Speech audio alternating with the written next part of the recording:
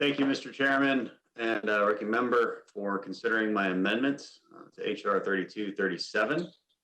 I think this is a pretty common sense amendment. Let me lay out the framework for everybody. I'm not sure the amendment would make sense if you just read it briefly.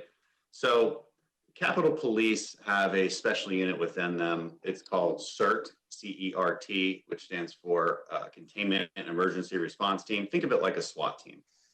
And the problem with this SWAT team is that it can't actually respond to emergencies in a timely manner. And I speak to this from a tactical perspective. Okay, if I consider myself a quick reaction force of some sort, that means that my gear is ready to go and I have a response time that has been validated and practiced. They have no such thing. The reason they have no such thing is because they need to be recalled. They need to be recalled. They need to be able to check. They need to check out their weapons from the armory inside the Capitol. They need to check out special equipment. There's a couple of people who have keys to those armories. They have to track them down, get them, then suit up, and then respond to whatever emergency is taking place. Now, these are our most highly trained tacticians, but they have no equipment with them. And so my bill looks to fix that. And I learned about all this after conversations with Capitol Police post January 6th. On January 6th in particular, when they responded to the recall, they had trouble getting into the Capitol. You can imagine why. Cities locked down, navigate traffic congestions. They're working their way through checkpoints. Once there, to assemble the specialized equipment, they ran into problems of access. Different items were stored in different locations. Some locations were locked. He was not accessible. Somebody who was on the front lines with the crowd on that day had the key, couldn't get in. So how do they fix this? If they had take-home vehicles, so they don't actually have police vehicles. They have to take their personal vehicles to the Capitol when they're recalled.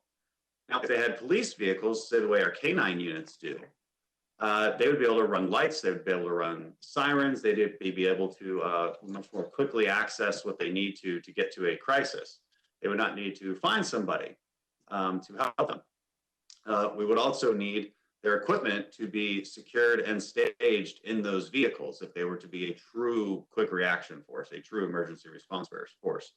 Now, it's worth noting, January 6th was not the first time that this problem happened, of course. My colleague just talked about the shooting, the GOP congressional baseball game shooting. That was another case where this recall system simply did not work. And what they did instead was, they had to go all the way back to the Capitol and then go all the way to Alexandria. And of course, by the time that actually happened, the situation was long over. So we got to address this problem. My amendment begins to address the problem by requiring a report on the cost of the vehicles, the necessary equipment, assessment of the effect of providing home-to-work vehicles, common practices and lessons learned from other specialized units, and a recommendation from the Capitol Police on obtaining and providing home-to-work vehicles for CERT members. So this report is just intended to help us understand the cost and effectiveness, and will allow us to take appropriate action to ensure that Capitol Police CERT team has the equipment they need to accomplish their mission.